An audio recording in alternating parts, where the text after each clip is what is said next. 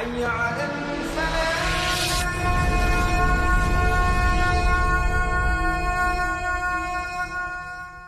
Assalamu alaikum, rahmatullahi wa barakatuh, brothers and sisters.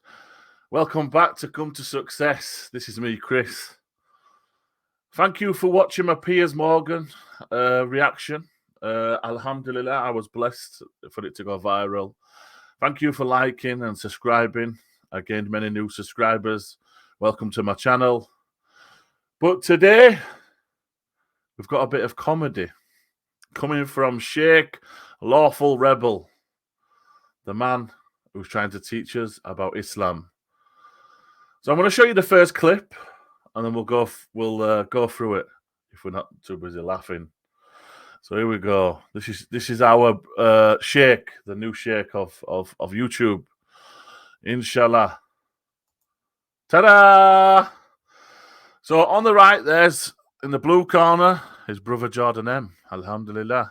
Everybody knows Brother Jordan M. The other two, Danny and Jubes, they don't say much, but listen to what Brother Lawful Rebel has to say.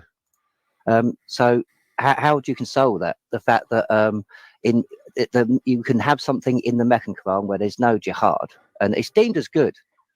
But then you go to the Medina Quran, and the secondary passage in the Medina Quran would be classed as better. What do you mean? You created two different Qurans. The Quran is... There is two different Qurans. There's a Meccan.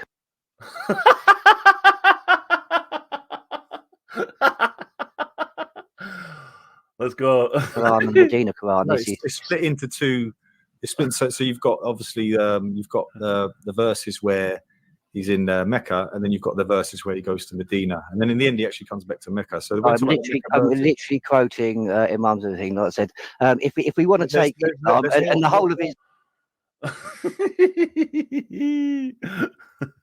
Let me just say one thing, guys. There's one thing I struggle with in debates is that I can't stop laughing when I hear stuff like this. So unfortunately, Shakyh Lawful Rebel is getting mixed up. He's putting one and one together and he's getting 5. The biggest problem he has is like he's splitting the Quran in half and making it into 2. So we know that the Prophet Muhammad, peace and blessing be upon him, was born in Mecca to the tribe of Quraysh, and he spent a number of years there, and then he made hijrah to Medina. But in Mecca he got revelation, and he got revelation in Medina, and then he came back and the Mecca conquest and took Mecca back and gained revelation there too. So what's Lawful is doing? He's splitting them like that and making 2 Qurans. Well, it's one book, but it's the time of the life in Mecca and the life in Medina. Alhamdulillah. Let's get that clear. Lawful Rebel. And like Jordan said, the Prophet Muhammad started his, they say 40 years old, he started his revelation from the cave. And he came to the prophets. I mean, and then in Mecca, he was crucified, and there was big rebellion, and he made hijrah to Medina, where he made his home. Alhamdulillah, and then he came back to Mecca. So there's not 2 Qurans, there's one Quran, one revelation. Alhamdulillah. Let's carry on.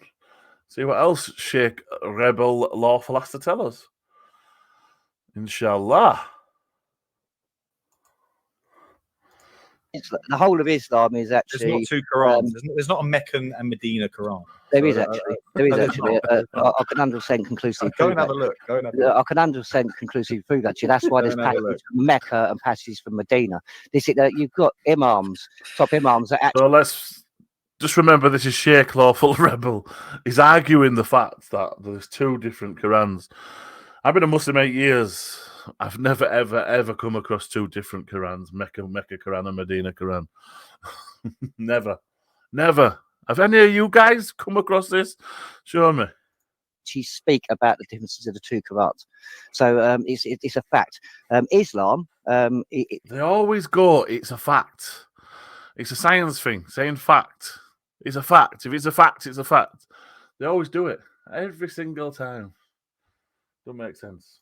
What encompasses the whole of Islam is basically the Mecca, Medina, Quran, the Sirah, Hadith. Have you got these books on you, and- the Mecca and Medina Quran? Have you got these books? Can you show me? Not on me, no. Where have you got this information? Because I've like I say back over here, sort of 7,000 hadiths. I haven't read them all, but I've read big swathes of them. What's 7,000 hadiths got to do with the two Mecca and Medina Quran? I don't get it. What's that got to do with Mecca and Medina Quran? Because there's the dualism. There was no jihad. For instance, jihad is the basically migration jihad is what gave Islam the success.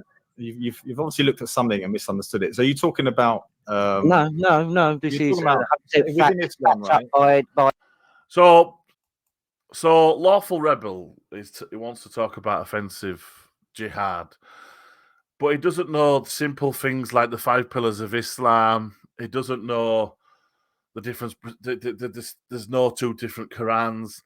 Then he wants to move on to 7,000 hadith that Alhumdulillah. It's a mess. It's an absolute mess.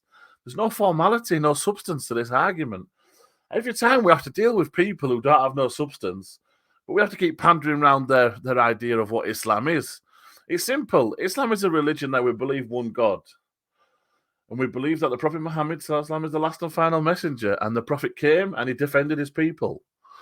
Whether it was different empires coming into the city to try to take.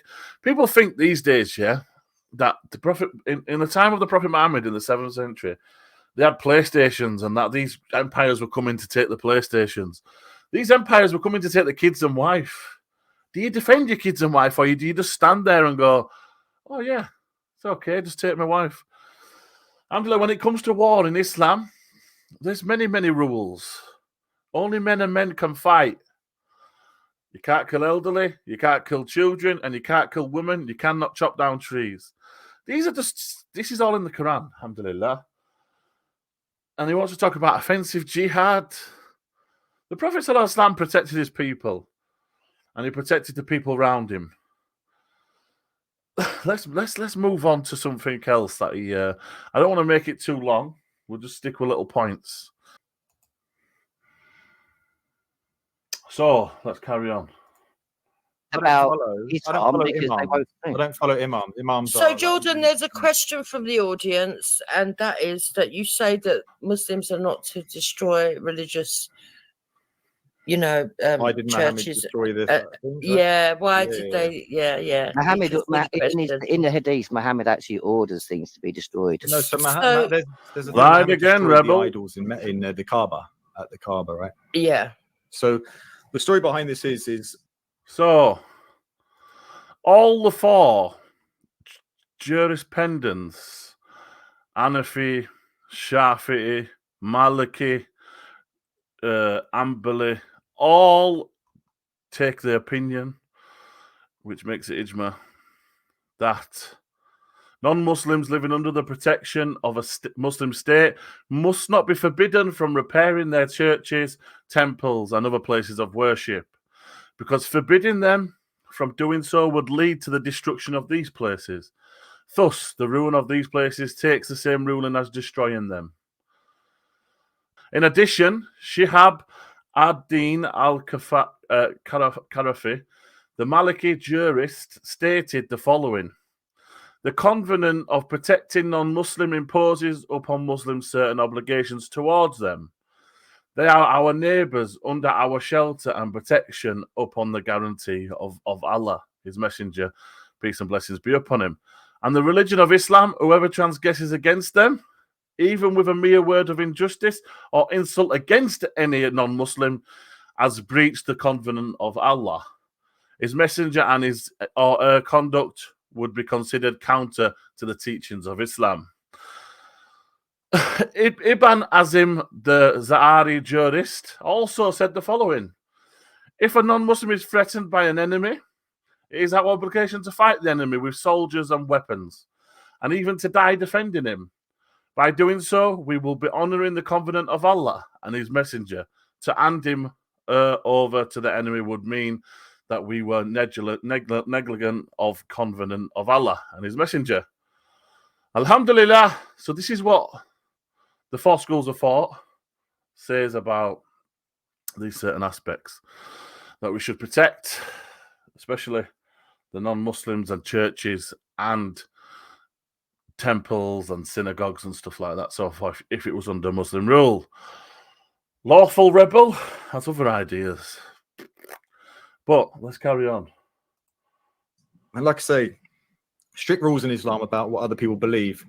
But basically, this was 3 years after. So Muslims had taken over, right? And majority of the people were Muslim then, right?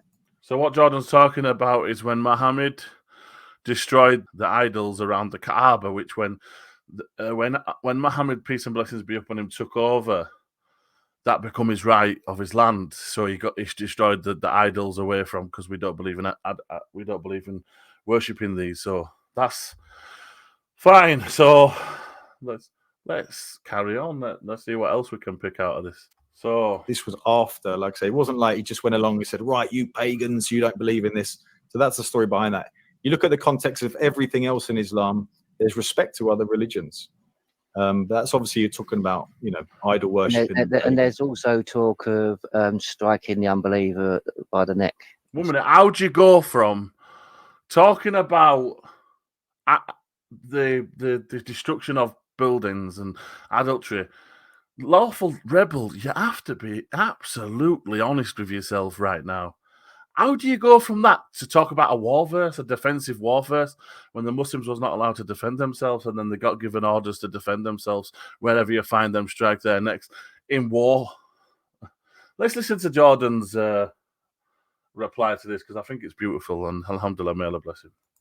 Stuff like that. Yes, yeah. So if in war, right? So, and that's exactly. I think you probably got that's wherever it states quite clearly wherever you see. Yeah, wherever you see them. If I'm in a warring zone, right, and they're coming at me, striking them to the neck, and that's probably. I mean, that's war, isn't it? And striking them at the neck. And that time, they didn't have nuclear weapons. They didn't have bombs. It was basically, it's probably the most humane way to probably kill somebody. It's, as horrible as it sounds, it's war. That's an interesting perspective, but there's been constant war with Islam. That's how they. But are you taking that verse and saying that suddenly Muslims are ordered to strike kafar in the back of the neck? No, I'm saying. So there's a point that I made there, and let me come back in. There's been constant war with the Muslims. Lawful Rebel, I truly advise you to read this book. Let me just get this book up.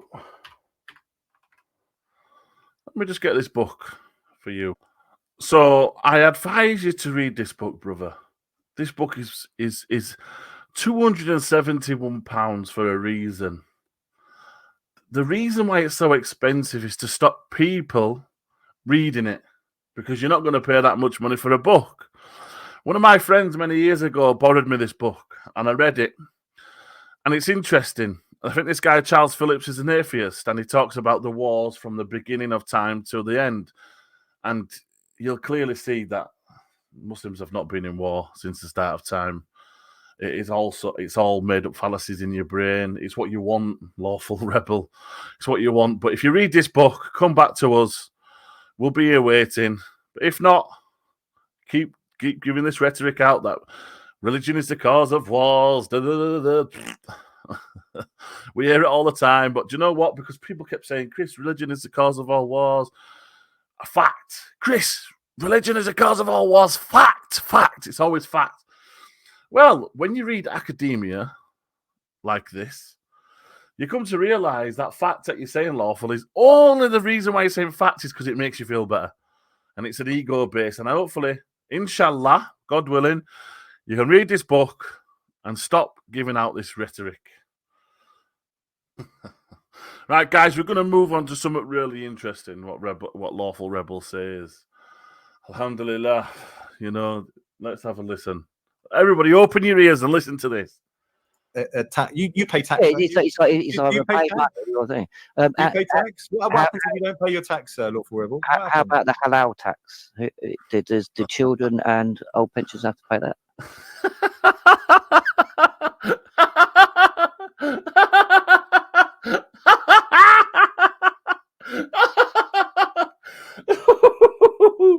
I can't help laugh. Any non-Muslims who watch me, have you heard of the halal tax? What's a halal tax? What's that? What's You the don't know halal what tax? halal tax is. You don't know what No. halal tax is?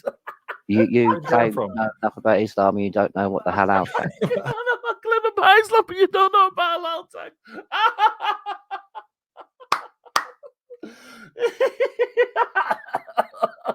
Halal tax. Well, can you tell us all, please? Come on, tell us lawful. Tell us what it is lawful. Yeah, go on. Halal tax is basically a tax Tax on chicken. Tax of chicken.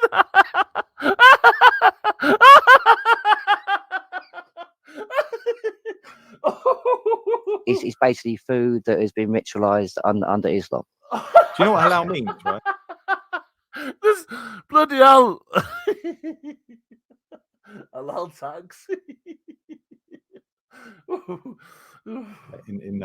Yes. What does it mean?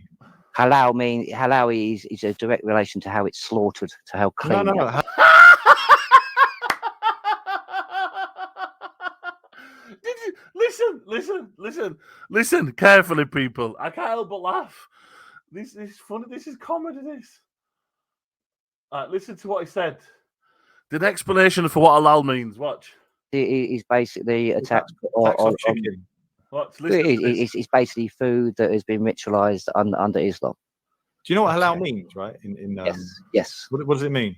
Halal is a direct relation to how it's slaughtered, to how clean. No. Halal in Islam. How can you not know?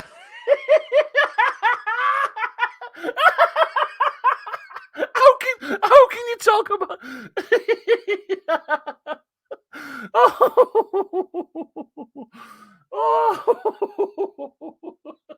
Know that halal means permissible. Doesn't it mean permissible? Halal means Even permissible. Jupiter knows. Halal means permissible. Exactly acceptable. So that's how.